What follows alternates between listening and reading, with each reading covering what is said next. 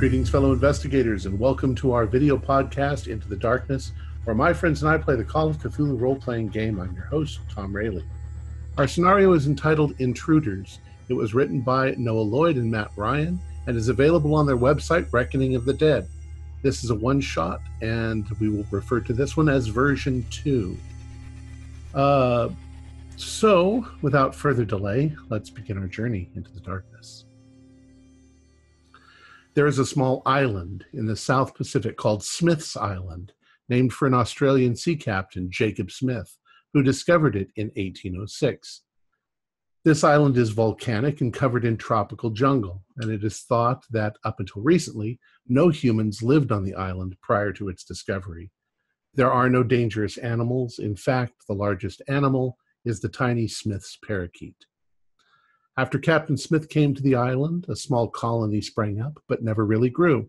The year is now 1985, and there are still only about 35 families, mostly Australians, Kiwis, and British expatriates, that permanently reside in the town of Smith's Landing. There are only a handful of businesses: Pete's General Store, where you can get supplies that have been brought in over from the mainland, a pub/diner called the Ruddy Hog, and 2 small resorts for tourists that can only accommodate about 100 people each. It's a small island. 3 weeks ago, the island's small but active volcano erupted. Thanks to seismographs stationed around the island, no one was hurt.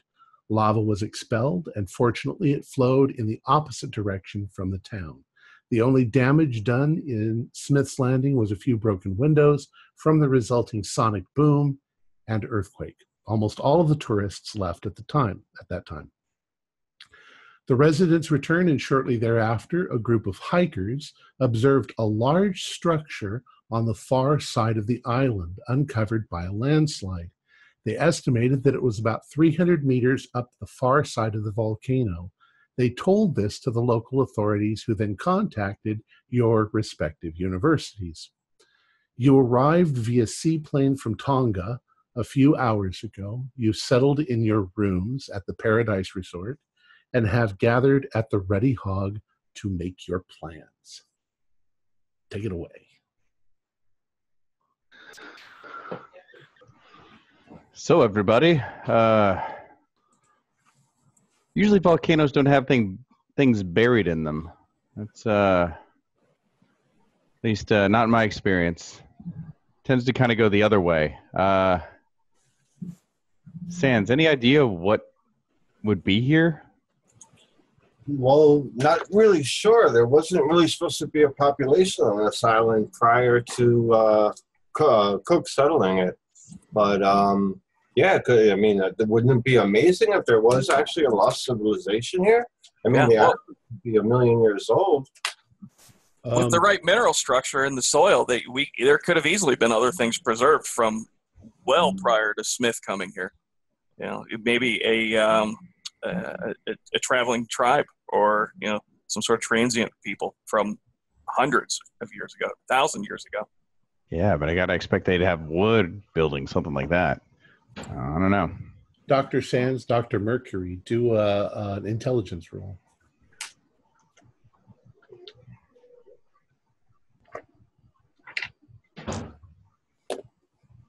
20 out of 60 pass. I got an 85.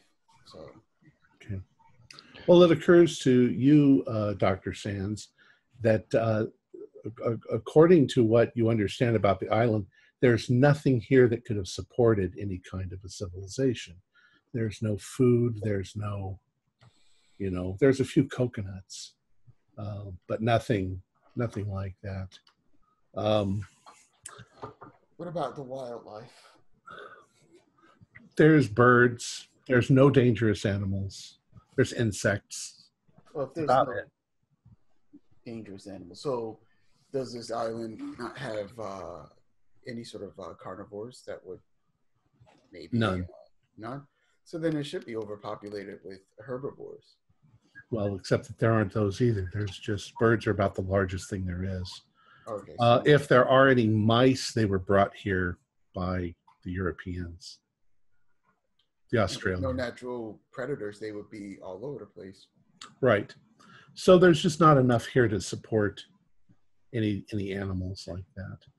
There's definitely not a tribe of South Seas Islanders. Okay. Yeah, and there wouldn't be enough food to support a tribe. A handful of people, possibly, but something to carve structures out of the side of a mountain. I mean, they would have to have ships to bring food in, supplies, materials. It's maybe these backpackers are just a bunch of stoner kids or something. How far is the closest island from here? Oh, a couple of 100 miles, maybe. Oh, wow. Okay. You flew in from Tonga, which is the largest big island. Maybe a Japanese bunker or something.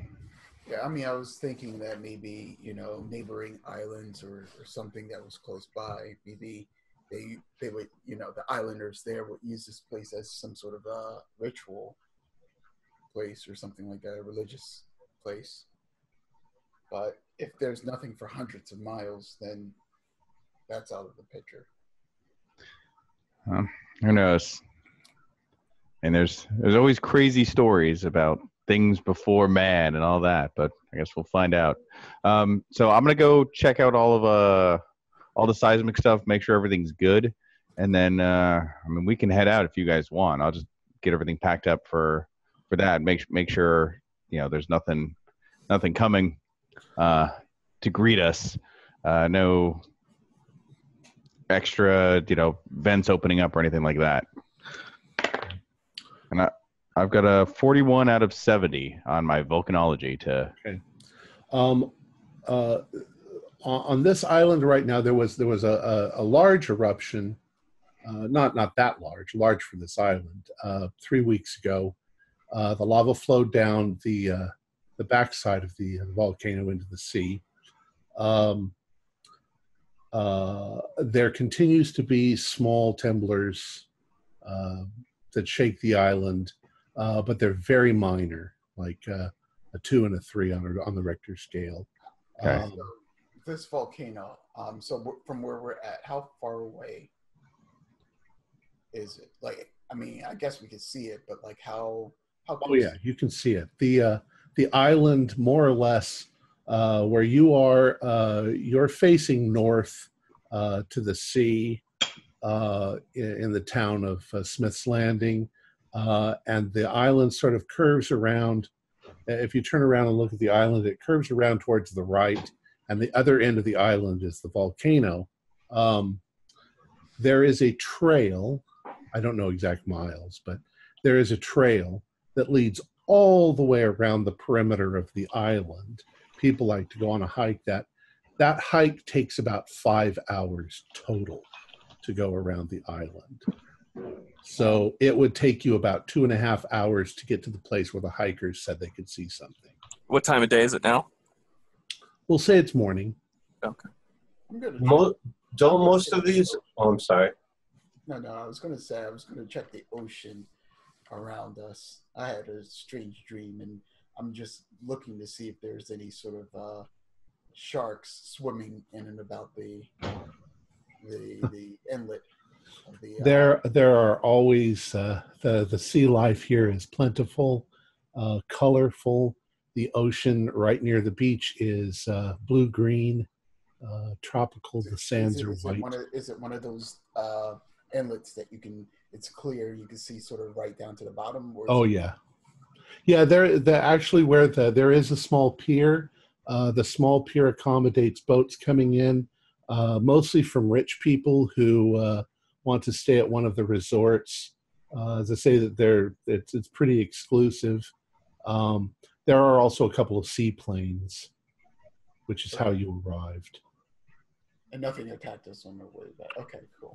All right. It was just a bad dream then. Most of these islands have scooters. Can we just commandeer a couple scooters or rent them for a couple hours? They don't have any scooters. Okay. All right.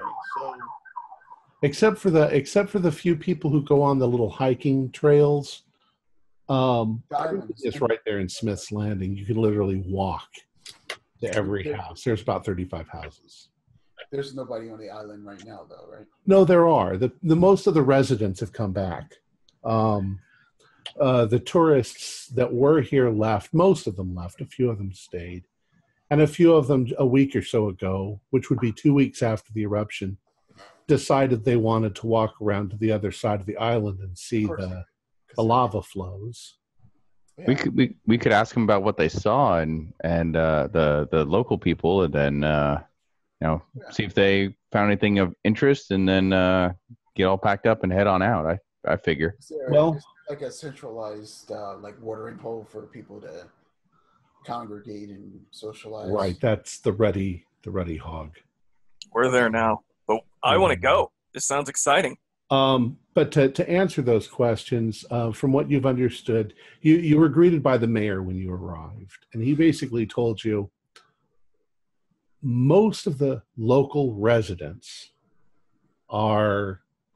their idea of a good time is to sit on their veranda and just drink something, and they're not like into hiking around the island. Until the volcano explodes and they're running for their lives. Right. This is paradise. They just assume, there's a few beachcombers and stuff like that, but most of them have money, so all of the supplies come in via seaplane once a month. So the people who went on this little hike were hikers. They were people who didn't run. I would imagine we'd be able to ask if this island has ever been struck by like hurricanes or tsunamis or anything like that. I don't know. This is the South Seas, so I'm sure they have monsoons or monsoons. Yeah, I'm sure it's had typhoons hit it in the past. Yeah, so it rebounds the same way anything else rebounds. Now, what you expect on the other side of the island would be large areas where the jungle has been burned and wrecked by the lava flows, but it'll grow back. So, rich in minerals, you should. With the information I've got from seismic readings and everything like that, and my maps of the land, I'm gonna take a few maps. I'm gonna draw out areas where there's risks of rock slides and things like that. Copy it across on each of them so that we all have a copy, so everyone can see these are dangerous areas. We kind of want to avoid this if at all possible. And if anybody gets separated, here's where you want to be the most careful. I'm gonna hand those out. And then, if anybody, unless anybody's got anything to do in our little base camp, figure we'll stop by, say hi to the locals, get some breakfast, and then head on out. And from what you understand, because the mayor was kind enough to point out where the hikers had said they were, you should be able to follow the perimeter trail halfway around the volcano. And but then you're going to have the difficulty of scaling up about, he said about 300 meters. So what's that, about 900 feet up the side of the volcano. Is that a straight vertical climb? No, it's not. Oh, okay. It starts out gradually and it's going to go up like that. But there will be, you will have to get, at least, you're not going to have mountain climbing equipment, but some ropes would be a good idea, and hiking boots and whatever you think you might need. You might be able to follow lava flows up. Most of them are cool enough now that you can walk on them, but they're going to be sharp. If you've ever felt a lava flow, it's bring your sturdiest boots. There will be jungle areas going up and burned areas, but everything should be okay. That's just what so you figure that if you just walk around there, you'll be able to see what they were talking about. Okay. The hikers did not climb up to it. They weren't prepared for that sort of adventure. Well, I don't normally carry rope with me. Maybe we grab a little bit just in case we do get into a tight spot or a steep spot, but otherwise, it sounds like maybe this climb's going to be pretty manageable. We just need to take our time. Yeah, definitely. But with 5-hour round trip, I suggest we get out of here soon, so we got plenty of time once we get there. And I'll assume too you bring plenty of food and water, or whatever water mostly. Yeah. Quick question for everybody. So, just because I study volcanoes doesn't necessarily mean I climb them all the time. Is anybody here kind of an accomplished climber or anything like that? Well, not too much. A little bit. I've done pretty well for myself. I've been up St. Helens back in the States, and I've considered taking a trip up to Everest here. But I can do pretty well on a cliff face. Okay, well, Garnet, then you're point man, climb master, whatever the hell they call it. I don't know. Yeah. Glad to get my hands dirty, guys. That's how I got into this business. Okay, well, make sure all of our climbing gear is good. I'll finish up with these maps, and let's get food and get out of here. All right. So you get all your gear together. You get everything ready. You've got backpacks. You've got whatever you need in there. What are you going to do first? Are you going to go into town, or are you going to head out? And basically, the trail goes out of one side of the town, goes all the way around the island, and then comes back to the town on the other side. Just maybe ask a few questions to the locals before we head out. Okay. Just if they heard or seen anything. It might be one or two nosy people that might have taken the trek out there. Okay. Well, in the middle of town, there's not much to it. Also, everybody here knows everybody. They don't know you yet, so a lot of them will delay you with asking you a whole bunch of questions. Wasting our time, guys. We just need to get up there. But you are told that the oldest person, the person who's lived on the island long enough, is old John Barnes. Christ, he'll probably talk slower than everybody else, too. Who lives in the one blue house on the island, which, as I say, it's small enough where they could say, that one over there. He would know the most lore about the island, if anybody. So if you guys want, we could head over and talk to him real quick, and then after that, just start trekking out towards the mountain. Yeah, can't wait to hear all about the parakeets. Well, you're the person to know anything about this sand, so that's all you, Doc. Right. All right, so we head over there and knock on his door. Okay, when you get over to his house, you see that his house is one of those houses where Mr. Barnes obviously collects things. He collects seashells. He collects sea glass. He collects little bits and pieces of things that he finds on the beach and in the jungle. And then he puts them together in art form. He's got tabletops made out of seashells, and he's got window frames and made out of seashells, and he's a coot. I want to take a step back and take the whole house or display in and see if I spot anything interesting. Not really. Just kind of what you'd expect from this. Shiny, he's got one wall of his house is made out of beer bottles that have been cemented together and make it kind of pretty on the inside. But anyways, he answers his door. He says, "Yeah, what can I do for you?" Hey, we're with the expedition team going to take a look at the volcano and you're the scientist that the mayor was telling me about. Exactly, sir. And I know your time is valuable and so is ours, so I would like to keep it short and sweet, but is there anything with your wisdom being here for so many years that you could tell us about what we're going to find when we go up there?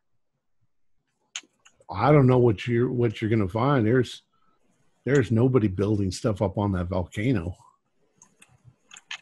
Says, I think it's crazy talk. Of course, I ain't old. I ain't young enough to go walking back there and find out for myself. But I think it's a bunch of hogwash. They probably saw some rocks and just thought they were something up there. You never heard any old stories? Anything? No, nobody's ever lived here. Nobody before white man came here. The native Indians didn't live here. What about the Japanese? Did they if they spent any time here during the war? Not that I know of.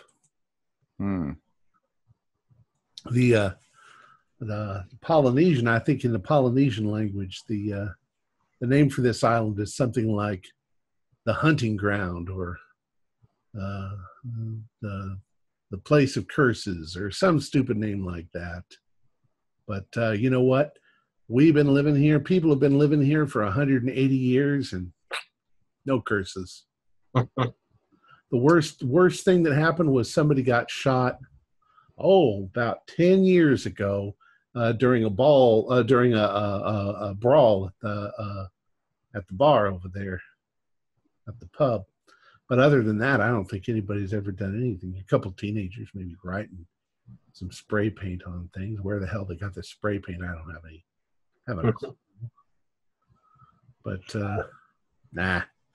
You're probably going to be more disappointed than anything else. You might as well just look at the pretty minerals on the volcano. Thank you for your time, sir. I'll offer him some pumpkin seeds and pumpkin seeds. Oh my gosh, they're like gold on this island. Nice little salty snack on the side of the volcano. Anyways, thank you for your time, sir. Mm-hmm. All right. Ready to head out, guys? What a fucking waste of time. What are we doing? Yeah. Okay. You're right, Garnet. I owe you one. Fine. Let's go check out this even bigger waste of time. It's probably just some stupid rock formation, some volcanic outcropping.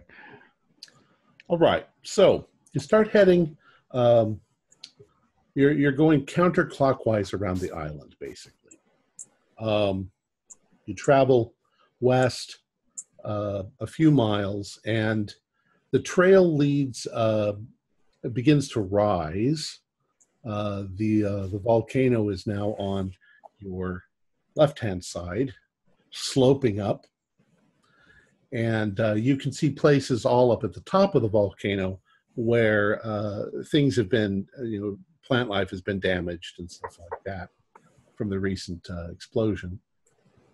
And as you slowly curve and wend your way around the western end of the island, going towards the backside of the volcano, you can see large swatches of jungle that have been flattened or damaged by lava flows, by fires that were caused by the lava flows. But the jungle is basically so wet and green, it took a lot to actually catch it on fire. So the divisions between jungle and devastation are razor sharp,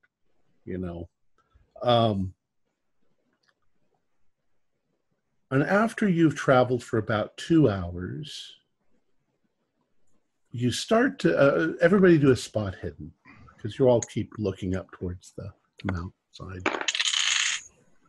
Fail. 43 out of 60, base pass. I failed. I also failed. Okay, so Dr. Basalt, you're looking up the volcano as you're going, and you start to see something that at first does in fact look like a rock outcropping. But the more you come around the backside of the island, the more pronounced it starts to become. And you're pretty sure that you're seeing some right angles up there.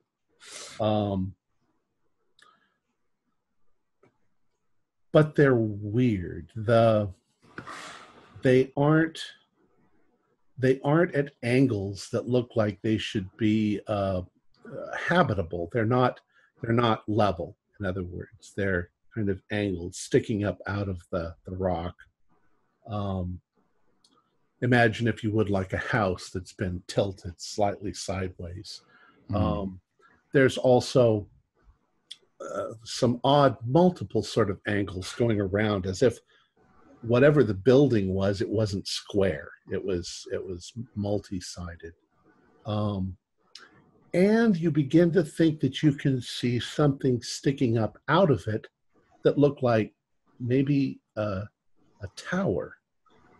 But it's odd, and the way the light sort of reflects off of it from the sunlight, it looks lumpy, like it's not just sticking straight up, and it's not sticking straight up. It's at a funny angle, but not lumpy like a billowing of like a lava flow or something, like coming out of like a.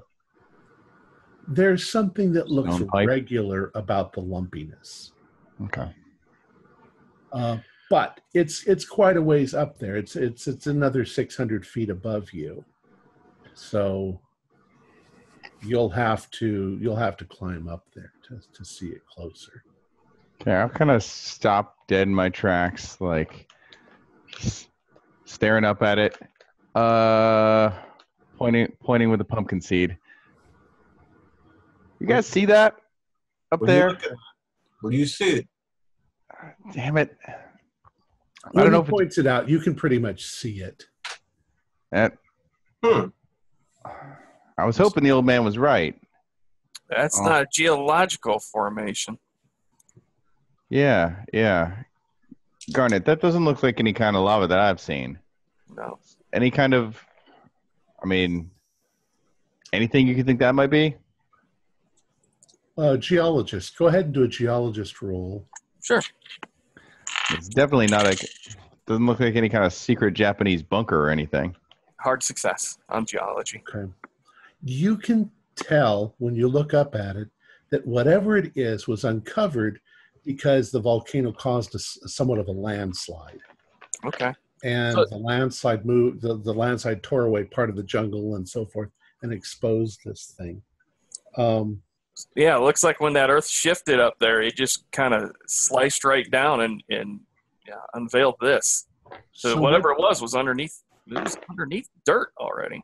What you can see is basically there's three avenues of getting up there. You've got the jungle. Like I say, the difference between devastation and the jungle is pretty clear line. You could wend your way through the jungle getting up to it. You could follow a lava flow on the other side that comes down maybe a couple of 100 feet farther down the trail from you. Or you could go up the scree from this mountain slide. But the scree is going to be like take 3 steps, go back 2, take 3 steps, go back 2. Yeah, I've walked on that kind of rock over there. You don't want to go up that. One of us will end up busting an ankle. It's you want to know what the climbers say. They take the closest damn and the safest route you can.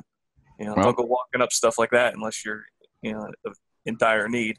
I could find a nice, cool flow, something pretty walkable. There's as long as everything's all cooled down. There's plenty of smooth flows. We could probably walk along. It's gonna be a lot easier than that. That would be wise. Yeah. So yeah. So you all concur? That's what you're going to do? Yeah. All right. Yep. Well, since you chose the lava flow, go ahead and do a dex roll. Wayne. Can I? Oh wait, I'm sorry. Do a climb roll. Sorry, that's even worse. Can I make a volcanology roll to find something that's sure, stable? No, I did not. Does this look like an actually hazardous? 70 base.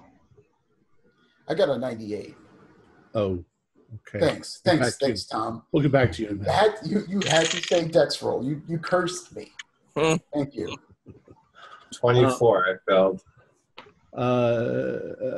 Dr. Basalt, what did you say a second ago? Oh, I've got a base on volcanology to find a relatively safe and stable way up, and then I guess a hard success on my dex roll. Well, what you find mostly is, the way the lava can flow, where it sort of flows and forms a mound, and then it breaks open, and then it forms another mound, and so that it's kind of bumpy. Unfortunately, that sort of basalt outcropping ends up with the surface texture of it being very rough. It's like a pumice stone. It's razor sharp pieces of volcanic glass. So it's rough. You just don't want to slip and fall and put your hand onto it, or you're going to get, roughed up. It's like, stubbing, or what do I want to say, skinning your knee or skinning your arm. There's also places of it that are very glassy, and they could be rather treacherous. But there's a few places where it's rough enough to where you think you can work your way up, as long as you don't get trapped. And is there something obvious about Dr. Mercury that should be kind of tipping us off that we need to take the easiest possible route? Well, Dr. Mercury has slipped a couple of times and put his hand down onto the lava and scraped it up. Just take 1 point of damage, Dr. Mercury. Thank you. But he's complaining. Your goddamn dex rolls. Now, I imagine geologists and volcanologists, you have picks. So you can use that to help sort of... And gloves. You up. And gloves, probably, yeah. In any case, for the sake of time, after about 20, 30 minutes, you've managed to worm your way up closer to this structure. Now,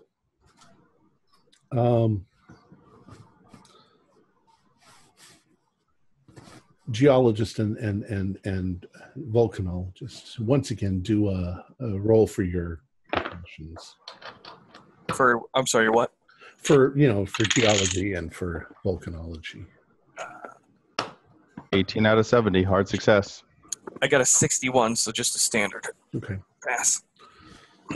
When you look up at this structure, you start to realize that there's moments when you kind of lose sight of it because you've got to kind of wend your way around. But when you do catch sight of it again, it's closer.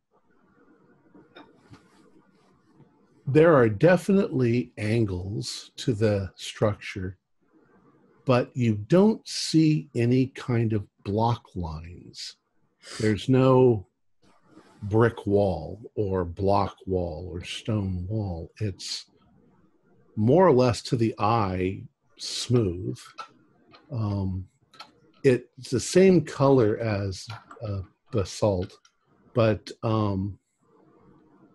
somewhat lighter. I mean, it looks like it might be a different configuration. The more you look at it, the more you start to think, because of the odd shapes that you're seeing, that it might be a crystal. A very, very, very large crystal sticking out of the side of the mountain. You don't see any doors or windows or anything like that that would indicate that it was a habitation. It's just a very huge, possibly a crystal as you get up there. Not a clear one, but... Now, from what I can see, does it look like, with an archaeology wall maybe, does it look like man-made, or is it natural formations, or? Well, Dr. Sands, you start to guess that maybe it, instead of building, it was carved out of the mountainside, except for one thing, and that's this tower-like structure sticking up out of the top of it. The more you look at that, the more it reminds you of a seashell. It looks like a spiral, sort of, that's why it looked lumpy from down below, that you were seeing the sides of the thing. But how big is this? Well, it's pretty big. Size of a car, house? Oh, it's easily the size of the hotel. Oh shit! Wow. Down where you're staying. For a single rock structure like that, your hotel is only 2 stories high, but still, Yeah, but for a standalone mineral structure to be intact and that large, just jutting out of the side of land, let alone new land, volcanic land. That is just, that's bizarre. That just doesn't happen. Another 10 minutes and you come walking up to it. Okay. There's nothing level or really right angle about it, but now it looks even more like a structure. It's definitely like walls, and part of it is, of course, still buried. A large portion of it is still buried. But if you walk up with the wall on one side and the lava on the other, you should be able to get up on top of the structure. Now, And go ahead. For clarification purposes, where the earthquake from the volcano uncovered dirt, this didn't come out of the volcano, correct? Correct. That's what it looks like.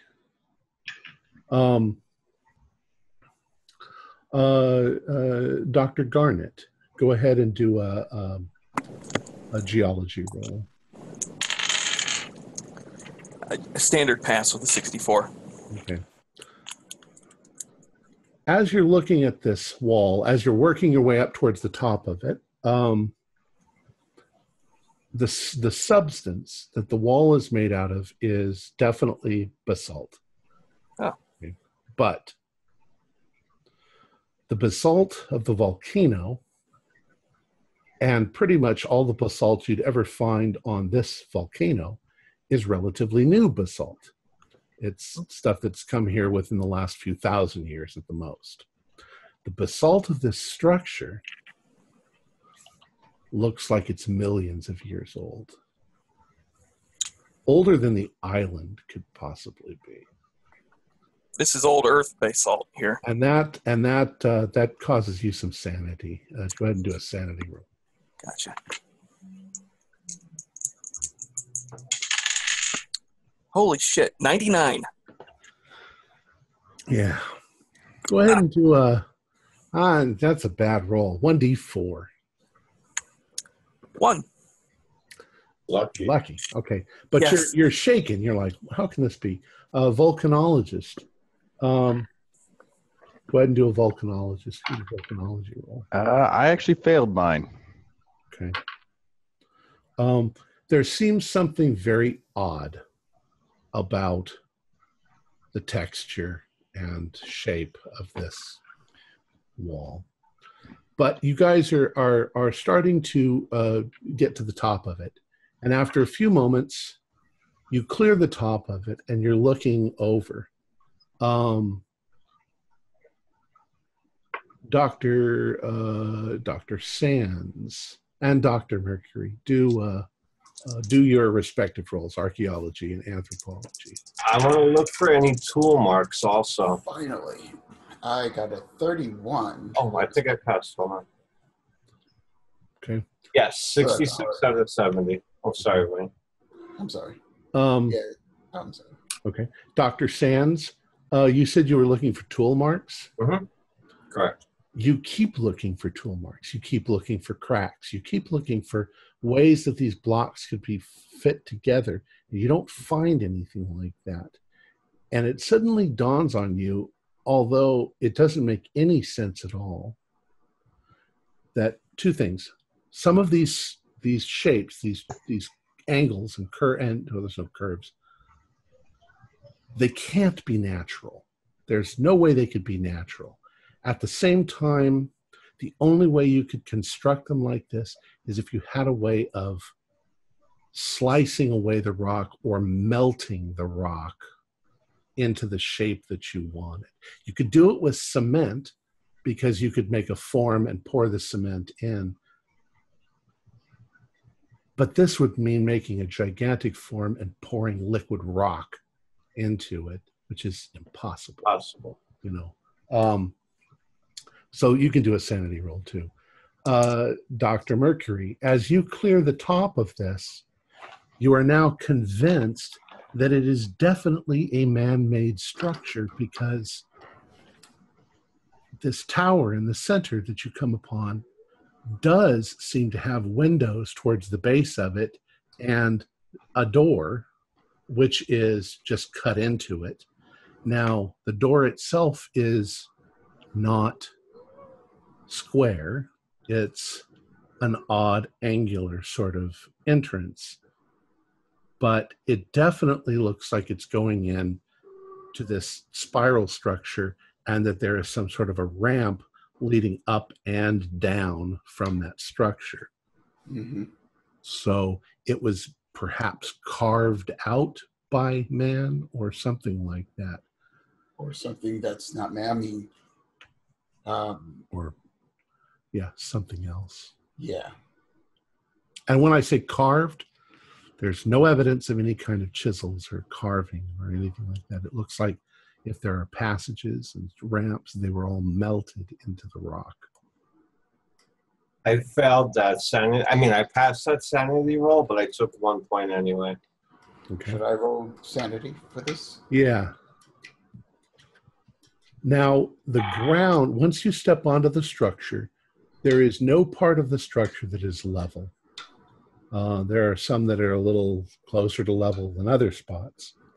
But there are a few moments when you were walking around on this structure, if that's what you're doing, that you almost get that strange optical illusion that you get when you go to like the Mystery Shack, and it looks like everybody is leaning sideways because your brain keeps making the ground seem level when it's in fact not.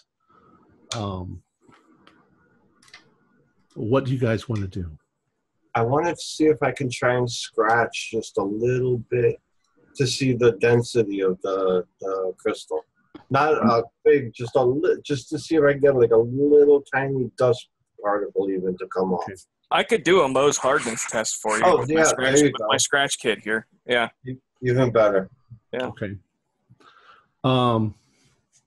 You do a Mohs hardness test, and it's pretty much exactly what basalt should be. Basalt. Yeah. It's coming up what it should be. So could they have... Oh, I'm sorry.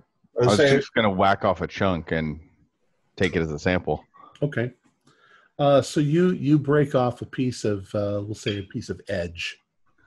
And when you do, the mineral underneath, which is not oxidized, it's just now being exposed to the air, is bright and the color you'd expect from basalt, except that there's a strange sort of optical quality to it. It's almost as if when you move side to side and the light bounces off of it, you get kind of a rainbow effect.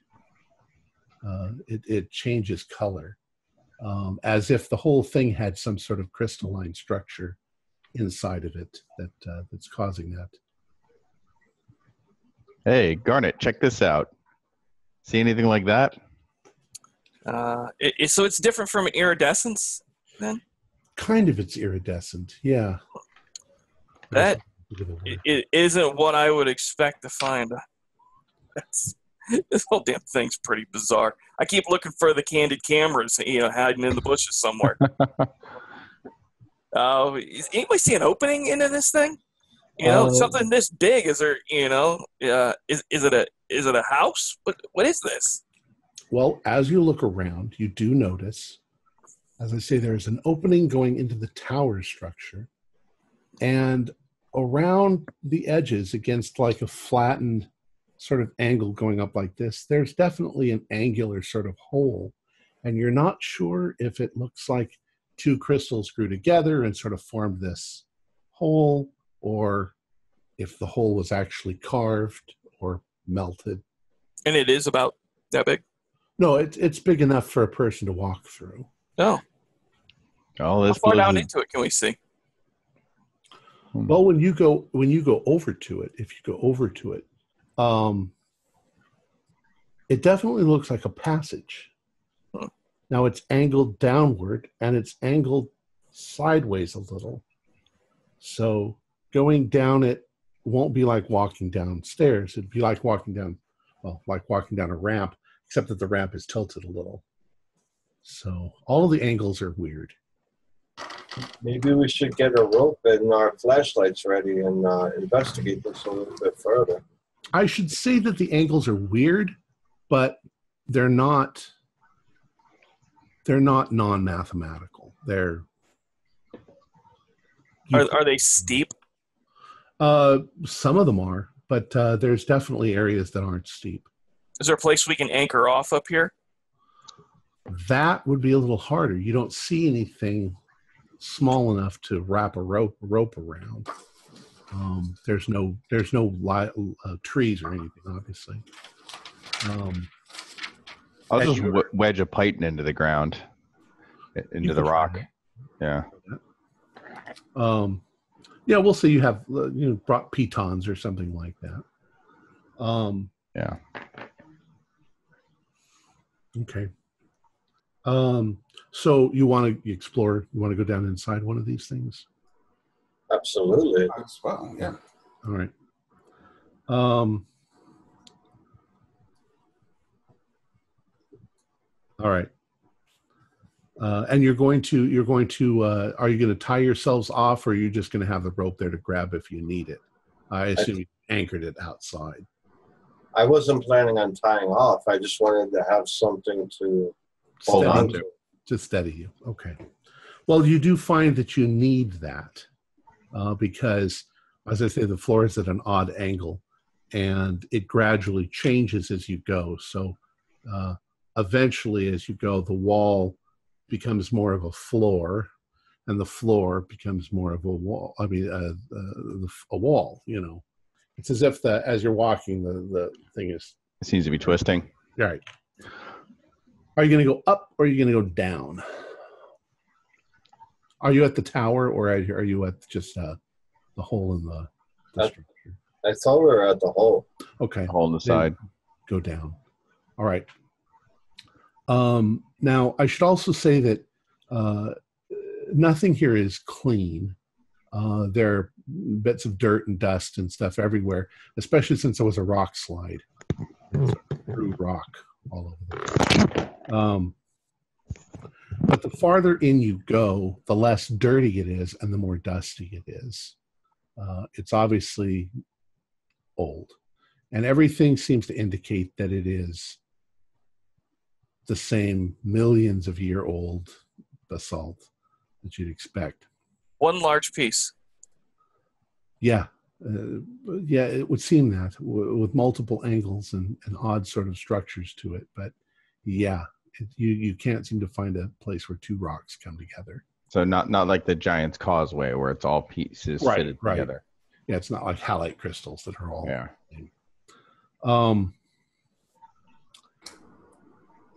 You also begin, as you begin to explore, you begin to get the distinct impression that there are rooms because this spiral will open up into an area that is, relatively large, maybe 30 or 40 feet by, squared, not squared. All the angles are weird. The floor is slanted. In fact, you also begin to notice things like the floor is not slanted at the same angle as the ceiling is. So it's somewhat disconcerting. It's like walking into some sort of a fractured crystal nightmare. I'm going to start dropping pumpkin seeds on the ground. Yeah. Okay. Well, your rope will lead you back out. Yeah, and I know. It's not that disorienting. You're pretty sure that if you simply turn around and go back the way you came, you'll go right back out again. We're starting to see like offshoots on this thing. Like the side rooms. Do they look empty? Yes, pretty much. Okay. Except for the occasional dust pile or whatever. And then you come to a room that now I'm assuming you have flashlights and stuff like that.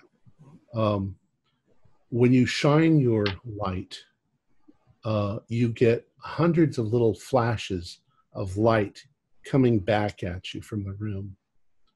And when you look down at the ground is completely covered in some sort of crystal that's growing.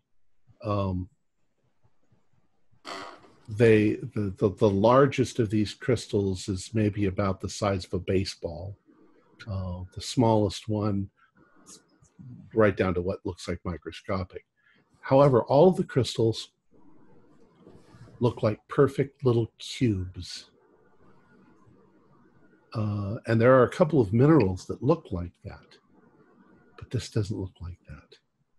These crystals are pale blue in color, almost clear, except where they're not. But using my kit, can I try to identify what this is? Yeah, but it doesn't seem to match any mineral that you're familiar with. Okay. It also is like corundum. It's extremely hard on the Mohs scale. Gentlemen, you realize that even if we find nothing else here, this could be one of the biggest finds in history so far. Crystalline structure this big with no cut stones, no tool marks. I mean, we could be on Geraldo or Sally Jesse Raphael next week. Yeah, the mayor's going to want to pack this place with tourists. Yeah. This blows the Giant's Causeway out of the water. I don't know about that, but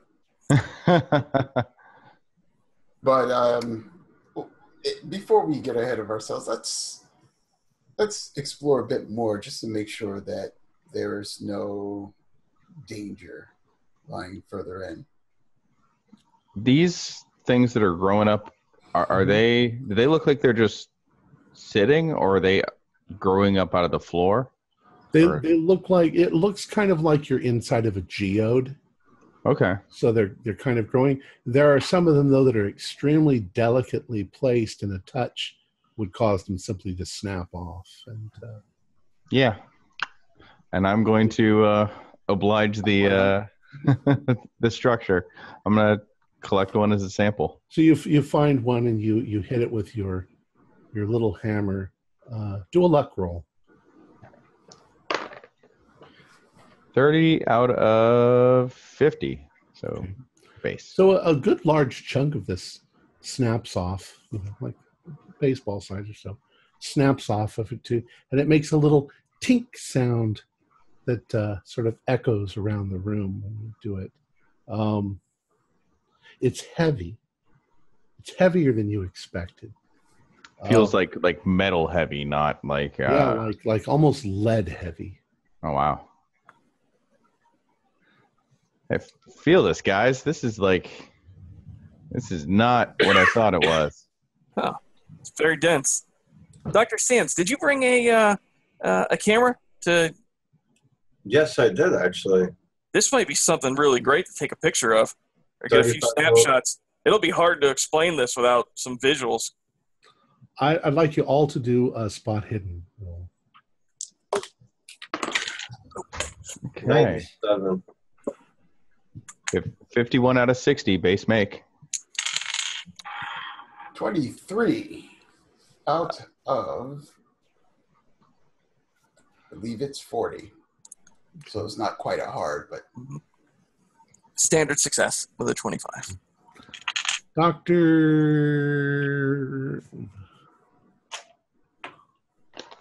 Dr. Mercury.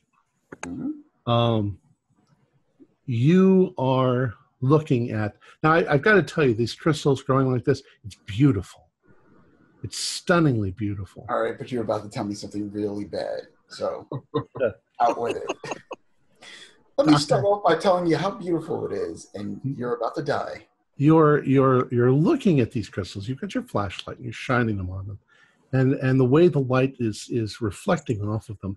Now, the crystals themselves seem kind of light blue in color, but the reflections off of them are rainbow-like. You're getting prisms and flashes of light. And you're looking down, and you see this place where there's kind of piles of these crystals. And there's something there where the crystals are that is not reflective. And it's kind of dull and what color dark. is it? Like black? kind of dark brown. Okay. And it intrigues you, and you lean over and you're looking at it, and at first you think, like, is it a wooden stick? Is it something like that? And then you realize that it is a bone. Oh, finally, something I can look at. All these rock collectors around here and volcanic experts, and not a bone for me to peer at, finally. So let me do a anthropology roll. Okay. I got a 43 out of 70. So not a hard roll, but it's a success. So It looks like an arm bone, and it's large enough that it's either you'd have to kind of dig it out of the crystals, but it would be either a large like a large cat or a predator or a human. is there a leg bone around here? Well, you'd Match have to that do a arm? little digging in the crystals to. Okay. Yeah, I'll start doing that. Because I figure that building such a structure like this must have cost whoever did it an arm and a leg. So I am going to be. That's crystal clear. All right, Nice. go ahead and do a luck roll. All right, you're pointing it out to them? Yeah, I am, and I got a 17 on that. Okay. The others are also looking now. They've seen what you've seen. Mm-hmm. You can all do spot hiddens and see if you also see bones. Can I do an archaeology roll, or would it be spot hidden? Well, you're just looking at the moment. 44. Pass. 8 out of 60. Extreme. Okay. Those of you who pass, you begin to find human bones. You're pretty sure they're human. And Dr. Sands, you find a skull. Okay.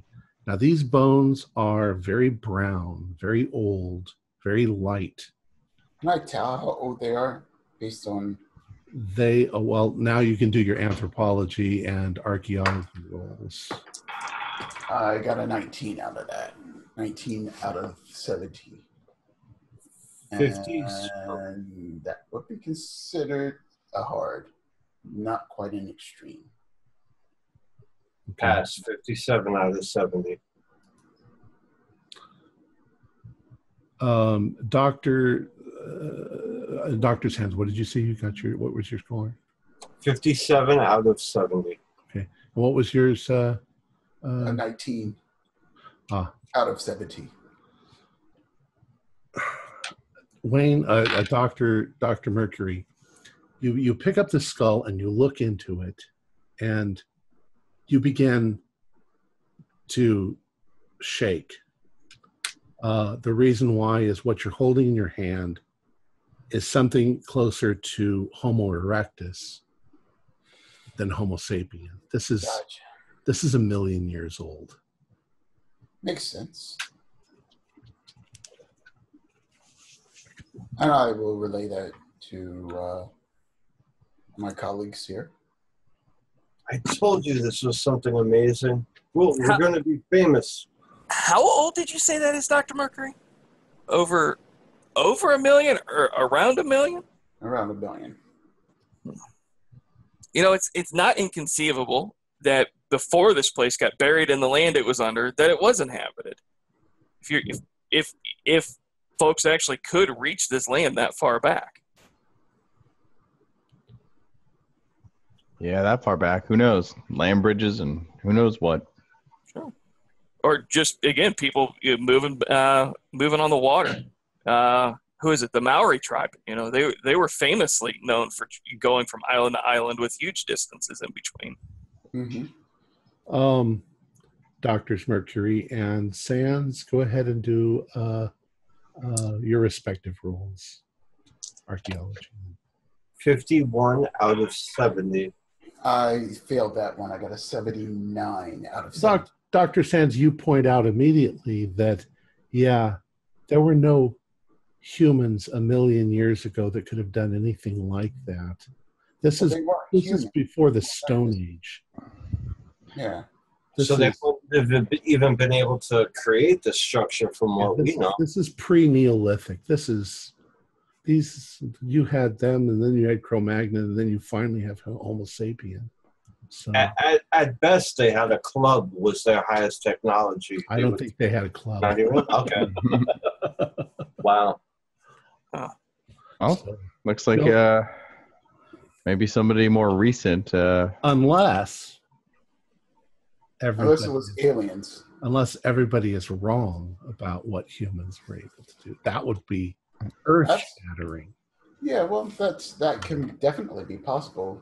When it comes to history, all we do is we pick different things that we've discovered, and there are definitely gaps between our knowledge. So we try to bridge it with conjecture on what might have been or how these people might have lived based off of what we've seen or dug up through archaeology and anthropology. So it could be correct that these individuals had technologies that we were unaware of.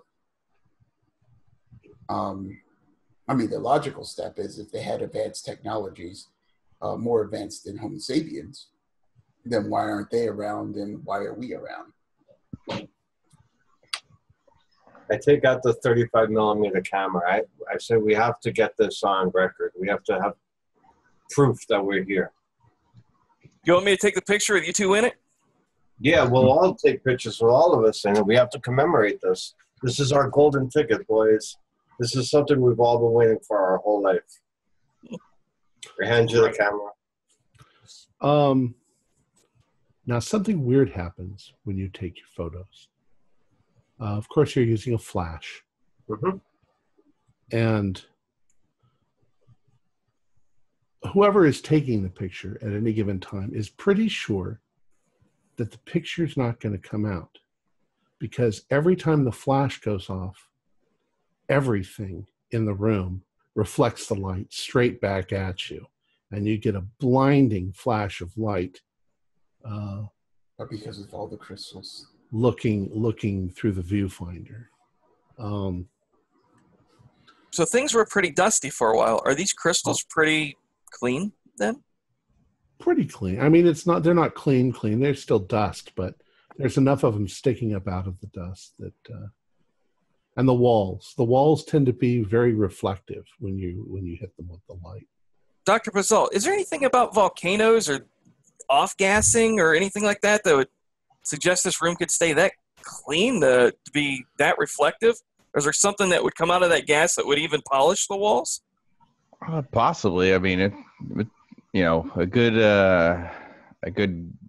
off-gassing could scour this whole place, but then again, it would also likely leave behind some trace minerals of their own. This whole place would probably be coated with something.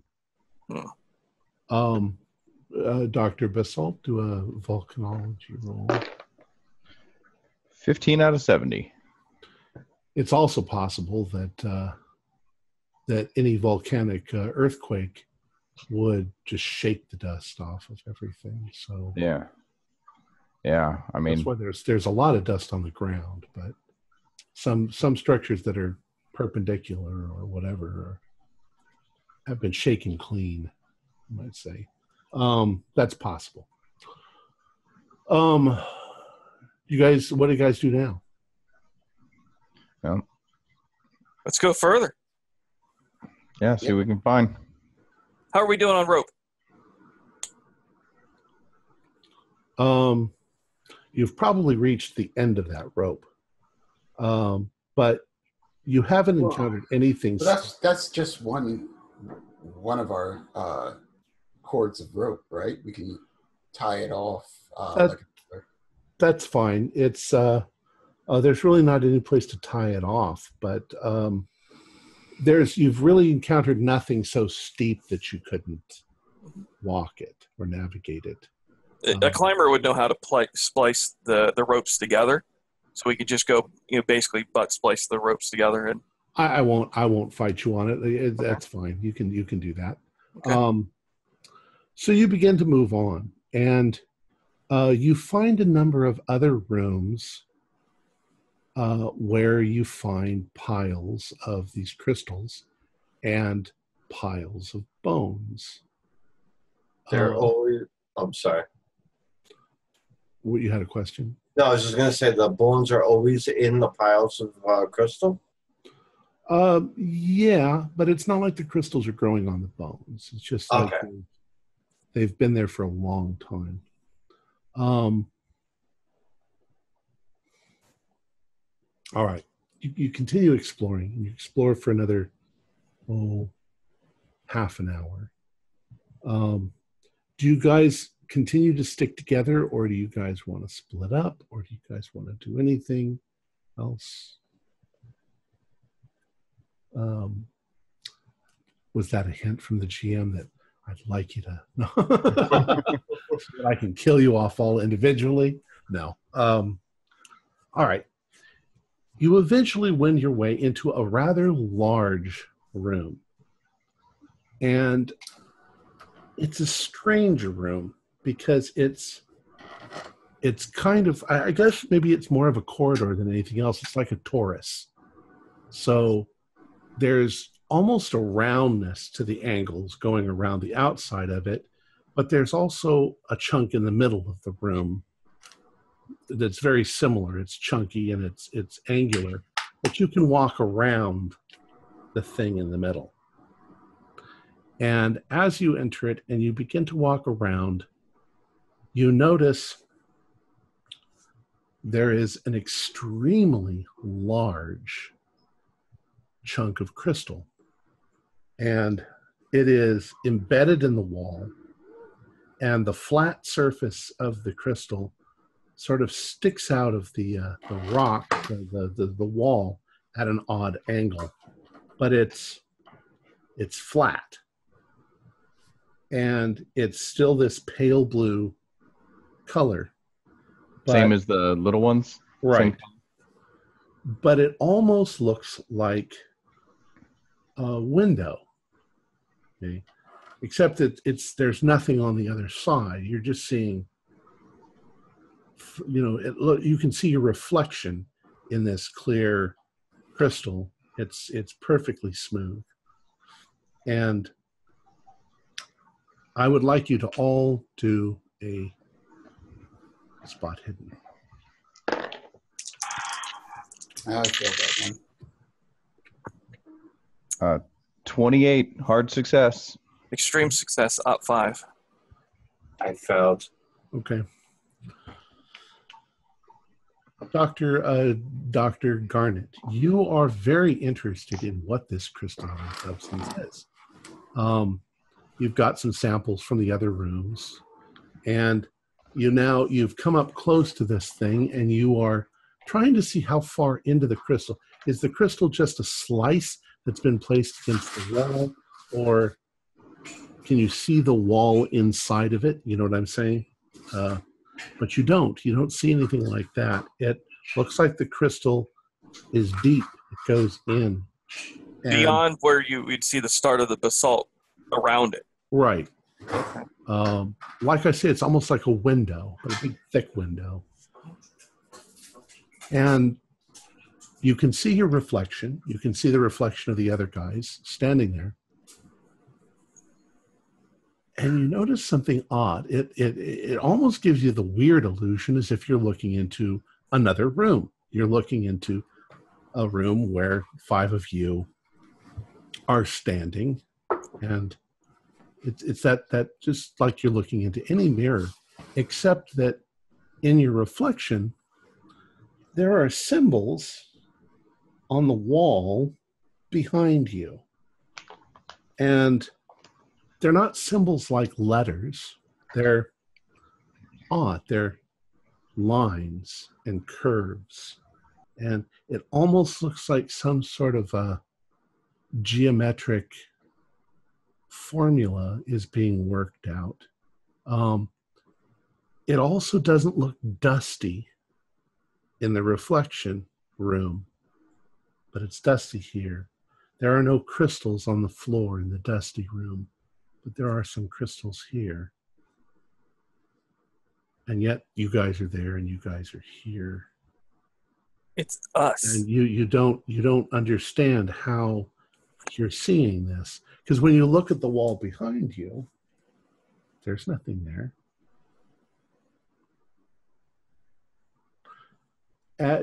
Dr. Basalt, you begin to see him doing this, looking back and forth. And that's when you begin to notice it too, the same thing.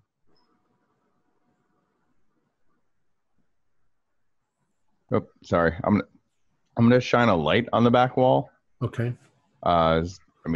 Is there look like there's anything that is inlaid into the wall there? Doesn't look like it. Are the samples we picked up translucent? Yes. Almost clear. If I pick one up and look through it, can I see that thing on the back wall? No. Huh. So it's not some weird optical thing. Right. Polarization or something? No. Right. Right. So you said there's a big thing in the middle of this room, a big crystal? Well, it's more wall, but it's in the center. And you're definitely seeing the reflection of it in the mirror crystal, except that there's things written on it in the reflection. Does anybody recognize what kind of writing that even is? As I say, it doesn't really look like a language other than math. So it's miracle, or it's just totally alien to us? Well, it stirs thoughts in your mind of things you'd expect to see in a math professor's lab. I mean, there's no Greek letters written on it, but there's a line, and there's a curve through the line, and then there's another curve, and there's more lines. Maybe it's a very strange looking natural structure, but it doesn't look like it. I want to take my flashlight at this point and put it flat up against the mirrored part and see if it illuminates more behind the crystal. You know, like cup it and like put it right. flat. Maybe it is a window, except that your reflections are there. Did his reflection show up with him doing that from the other side of the reflection? Yes. It's a mimic. It's definitely a direct mimic. Then. It's exactly like a mirror. Sure. Okay. I was thinking like a two-way mirror, because if you put a light behind it, then you could see behind the mirror a bit. It does kind of have that kind of property, that it's as if you're illuminating something on the other side of the glass, except that it's you guys. Maybe it's something that was somehow etched, or they got developed inside of the mineral. Those squiggly lines and that flow, that may just be something that's in the glass and gives the illusion that it's on the walls behind us. Well, can you move to a different angle? Is it in the same position? Like if it was etched, it would look a little off if you moved. Yeah, true. It has all of the properties of acting just like, well, as you say, like a two-way mirror. Okay. That even at angles, you're still seeing a mirror, but and the room on the other side is a direct mirror of this room. The only difference is that there seemed to be something carved or painted on the wall. Did you say it was less dusty too? Yeah, and it's not dusty, and there's no crystals growing in there. It's something else bizarre for the next team to figure out. Oh, who knows? Maybe in that tower thing, there might be some explanations to what's going on down here. Yeah. Do any of you go back and look at the other wall? The wall behind you. Yeah, the one that had the things on it. Yeah, I was looking at that earlier. Is shining lights on it and looking closely, is there any sign of? Why don't you do a spot hidden for me? Okay. No. Okay. 94. Well, you're not sure if you can identify part of the structure that might be a pigment, but there's just not enough there. If there was something there, it would have been there a million years ago, but not now. You still have that crystal on you that you broke off. Need it? Or I'll... Yeah. So like I'll hold it up and I'll shine the flashlight over it to see if that might reveal something. Nothing. I'll hand it back to you. I'll hand you back to you. Dr. Sands and Dr. Garnet do luck rolls.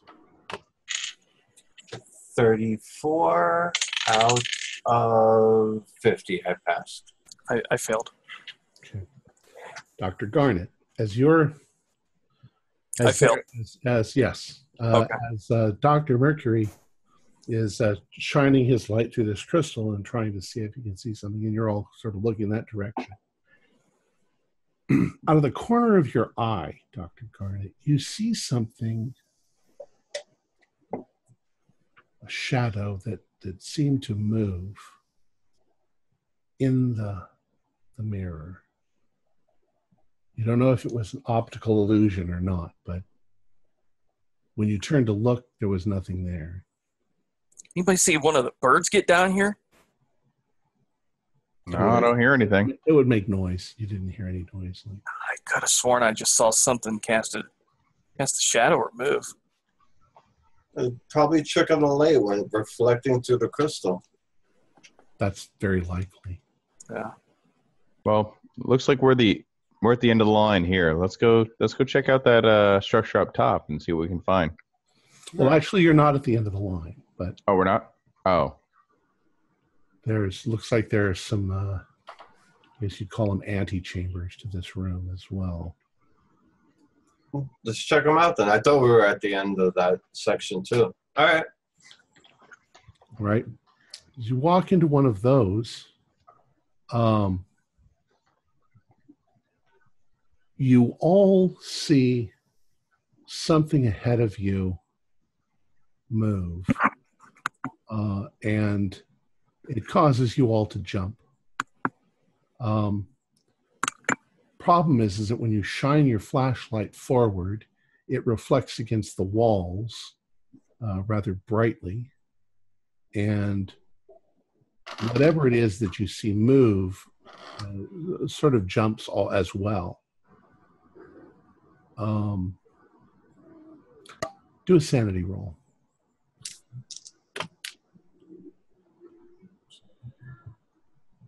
24 out of 49.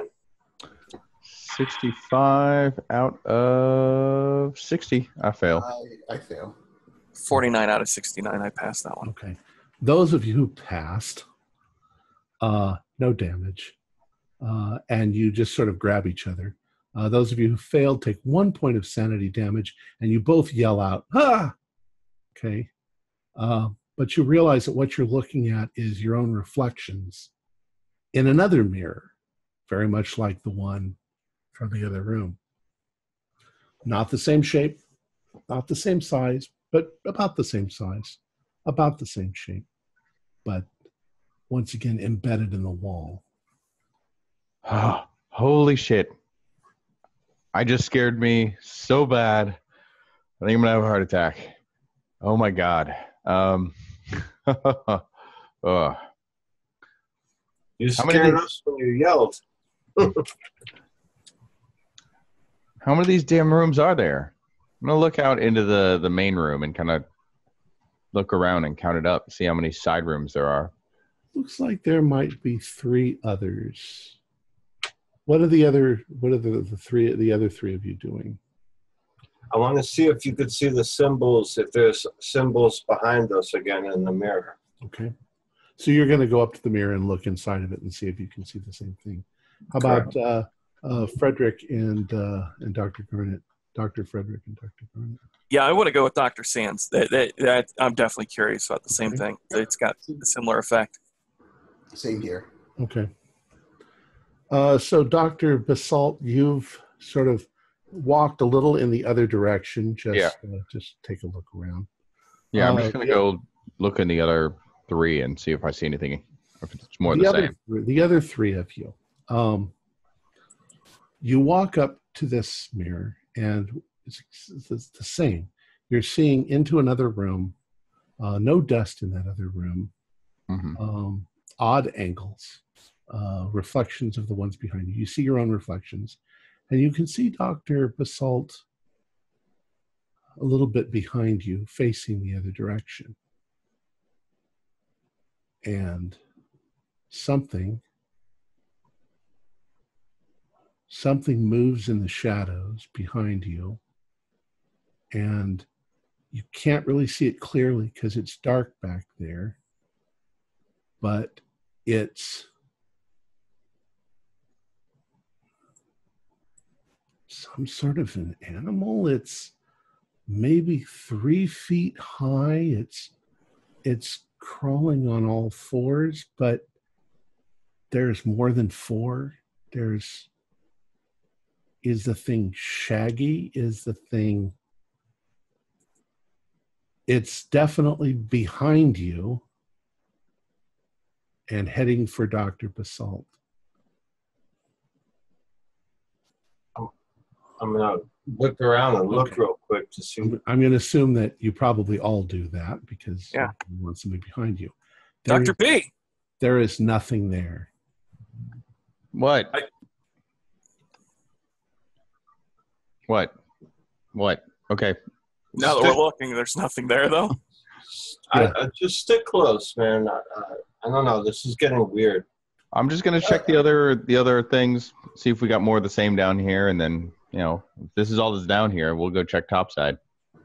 Okay. I meant to ask, is there any sort of strange, gaseous smells coming from this place? Nothing. You can smell what you would expect to smell this close to a volcano. There's like sulfur or something. Sulfur in the air, but it's not stifling, and it's not really even that bad. Definitely, nothing to choke you up or anything like that. All right, so Dr. Basalt, you're heading for one of the other areas. Yep. And the three of you are kind of freaked out. Dr. Basalt, you walk over to another one of these sort of antechambers, these anterooms, and you step inside and you can see another one of these mirror things. And just shining my flashlight over it real quick. With exactly the same qualities, that it reflects a slightly different than what you're seeing. And as you shine your light into it,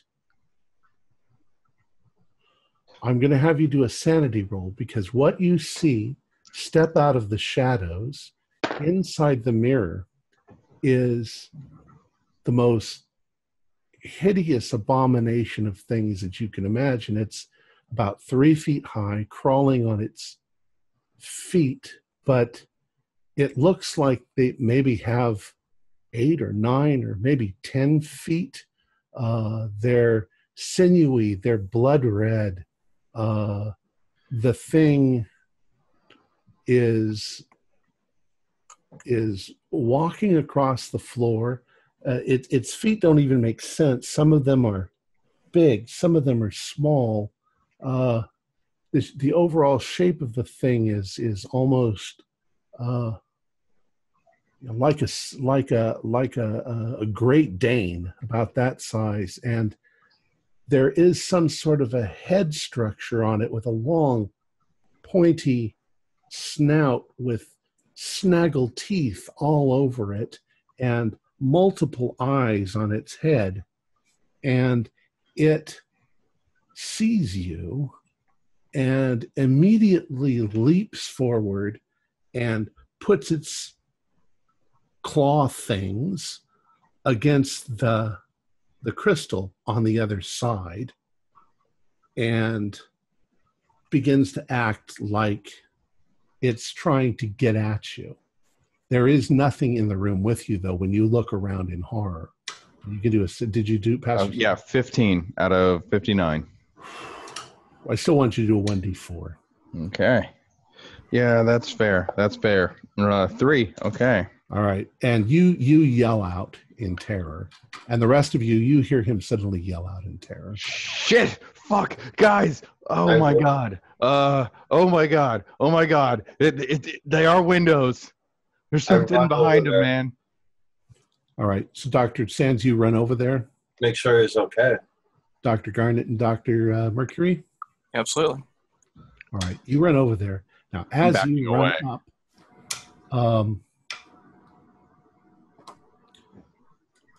run up, you see exactly the thing that he's seeing.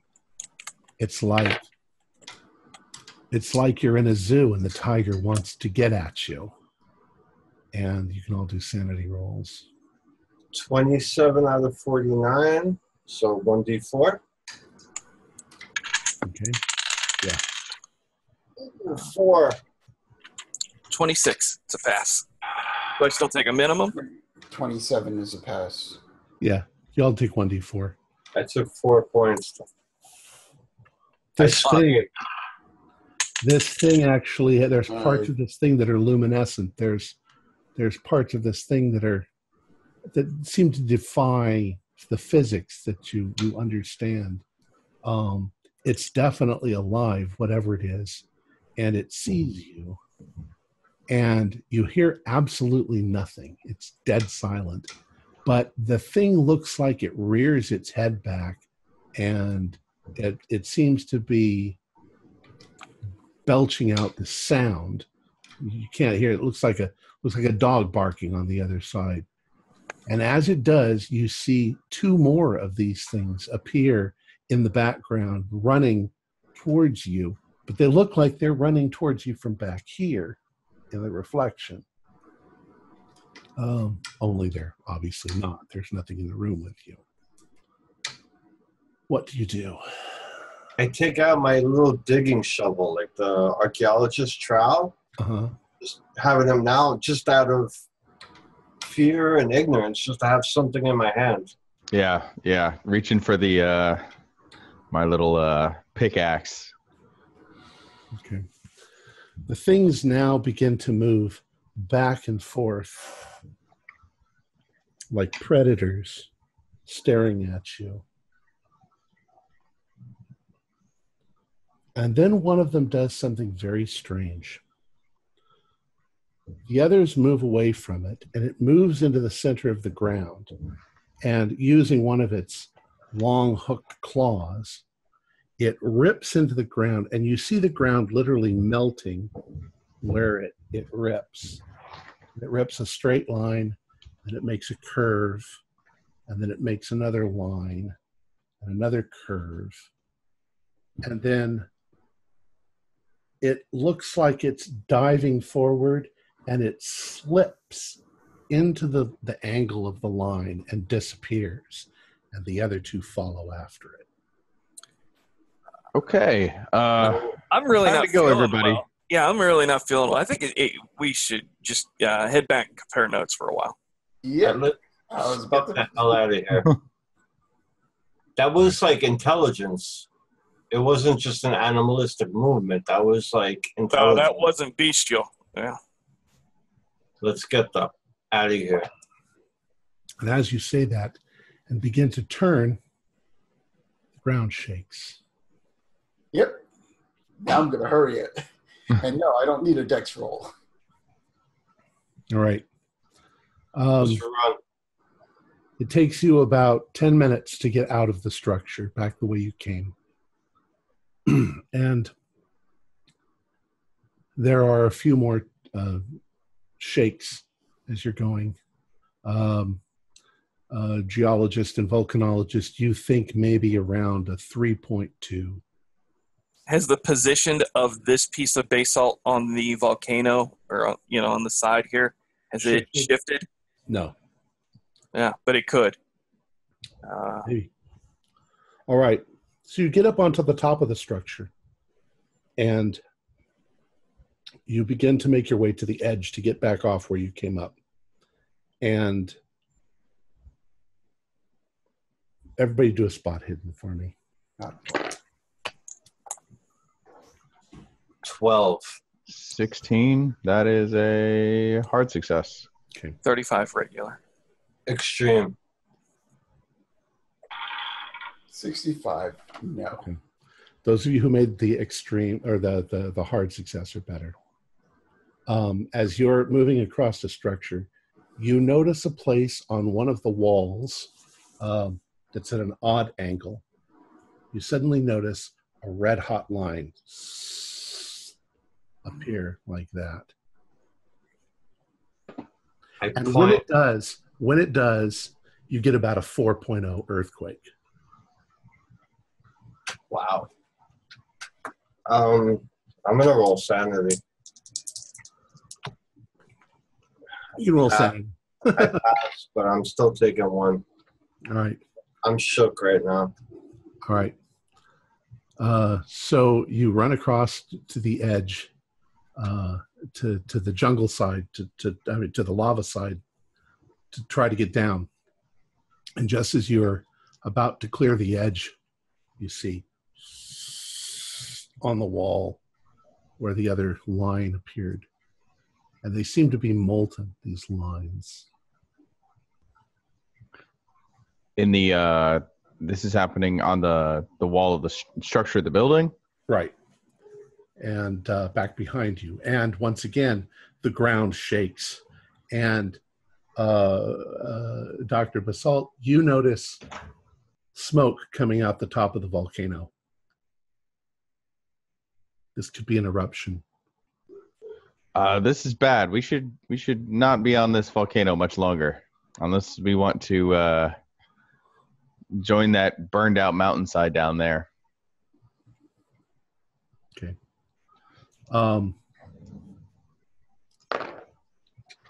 58 on volcanology. Does this flow look safe? Does it look like suddenly there's more activity on it now? It's safe if you go slowly, but it's not going to be safe running down it. Just being aware of the path ahead of us and what we might have to do to get back to town. And we know that lava had kind of jagged its way through the forest previously.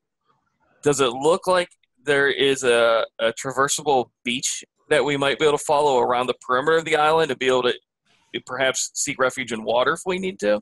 On this side, no, because Okay. the volcano goes right down into the ocean. But lava doesn't, usually flow all the way down the side of a mountain. It follows rivulets. So, Right. as you guys are clearing the edge and going over, you see two more lines appearing. And do any of you stay to see anything else? Did all of us see that? Because some of us didn't see the first lines. Well, once one of you saw it, you all look back and you start to see this. So you begin as fast as you can moving down the lava flow, and you now can't see the area that had the lines on it, but suddenly the ground shakes violently. And I would like you all to do a luck roll. 9.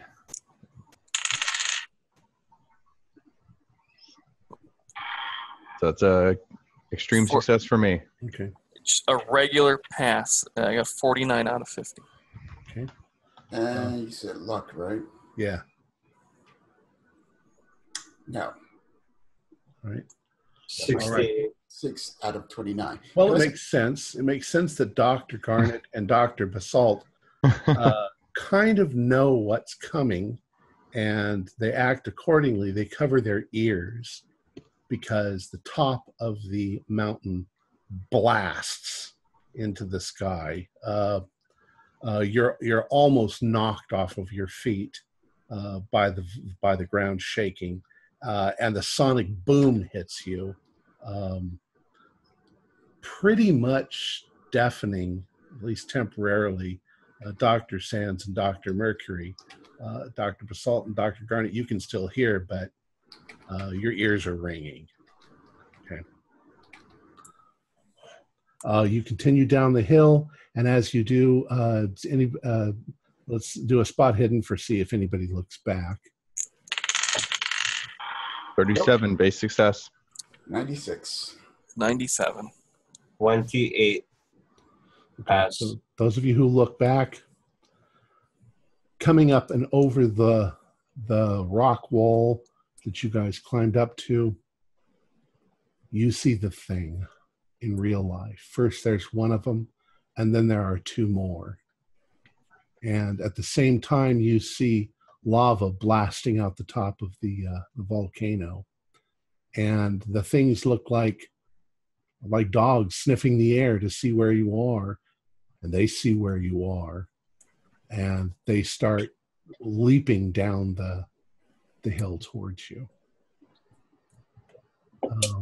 Faster, faster, down the hill faster. What? I hear him say faster, faster, downhill, faster, and I'm running. All right. I'm trying to get to the front of that line. Let's have you all do luck rolls and see. You don't have to say whether you pass or fail. Just give me the number, and we'll see who gets. 86. 57. 92. It's been good knowing you, Dr. Sands. Dr. Mercury? 35. Okay. So you guys are running down the hill, and suddenly one of these things gains on you, and it leaps through the air. And before he can do anything about it, it leaps onto Dr. Sands. And within the space of a couple of seconds, it clamps down on his face, and it rips him limb from limb. His blood splatters, and his bones go flying. But at least he's done. It's all over. And I'll say another one bites the dust. Who had the next worst? 86 was mine, I think. Okay. You scramble farther down, and the same thing happens. One of the other ones that's not preoccupied with the bones and the blood corners you next to the jungle, and then leaps onto you with its 10 or 11 clawed hands and tears you limb from limb, and your head goes rolling down the thing. Lava begins to flow down in blankets down the side of the mountain. I died doing what I loved. Dr. Garnet, what was your number? 57. Okay, you're next. The same thing happens. This one, the third one, comes barreling down the hill. It sees you. It leaps into the air, and it attacks you, pins you to the ground, and just tears your arms and legs off one by one. And you're screaming, and then it kills you. Dr. Mercury, you managed to get all the way back down to the trail, and you start running. For now, you don't see the creatures, and you don't hear your friends screaming any longer. But there is lava pouring down the mountainside, and this is a much worse volcanic eruption than the previous one. You're not sure that the town is going to be there when you get there. Ooh. But do a luck roll for me. 32. Out of 29. Do you want to spend luck to make your luck? Can I spend luck on that? All right. Well, then we'll play it out like this. You manage to circumnavigate a number of... I spend magic points. Ah. I reduce my magic. You can spend all the points of everything you want, but ultimately, you do manage to get back to the town. And part of it is burning, and people are screaming and scrambling, and you manage to actually get onto one of the yachts that's there, and it starts to pull out to the sea. You see the volcano is just blasting, and it's obliterating itself, and large waves are rocking out from the island. I swear, if I get back home, I'm going to stop dealing with this anthropology shit and form a rock band or something. Well, you get about a mile off the coast, and a shark eats me, right? And as you're standing there on this yacht, on the deck of the yacht, you suddenly see a line appear. On what? On the deck itself. It's red hot. It's burnt away the wood. And you see a curve. You see another line, another curve, and then seemingly from somehow out of this angle crawls one of these creatures, and I'm jumping in the water and swim. Now follow me. He will do that. The hounds of Tendalos don't ever give up. Yeah, well, eventually get can they swim? They can swim, or if they won't swim, they'll just wait until you get somewhere, and then they'll just find you and eat you. Not if a shark eats me first, you little bastards. And that's pretty much the end of our story. When the volcano erupted, it caused a kind of a rift in time-space, and the structure was from millions of years ago, but it didn't exist in our present time. It was somehow ripped out of time and space from millions of years ago, and it suddenly appeared here, and it brought with it, well, you were actually, when you were looking into the mirrors, you were seeing it millions of years ago. And if nothing had come of it, if you hadn't attracted the attention of the hound in the mirror, you would have pretty much been fine. Once you'd attracted its attention, once it saw you, you were prey, and the hounds can travel through time and space. So it just figured out where you were. Now, if I were to play this game that wasn't, and not as a short game, there could have been a lot of stuff with your seeing the hounds and then thinking that maybe you'd made it up, or you because nothing would happen for weeks. You might get an archaeological dig, you might, be digging this out, become famous, but then the thing would eventually find you and hunt you down. And that's the way that it could be played if you played it in a longer version. Yeah, I sent one of those things after Thomas's character. I remember that. Yeah. That was good. That was creepy. Was it okay? All right. I had fun. Yeah. All right. Well, let me go ahead and finish it. Our players included Wayne Worthy, Fred Carter, Luke Strom, and Jason Melnichuk, with yours truly as the keeper of the secrets.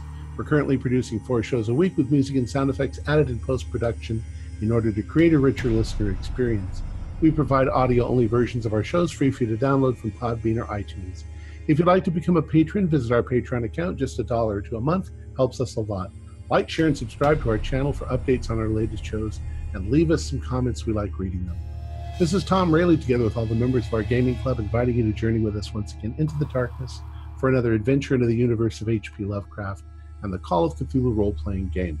Until next time, good luck, good gaming.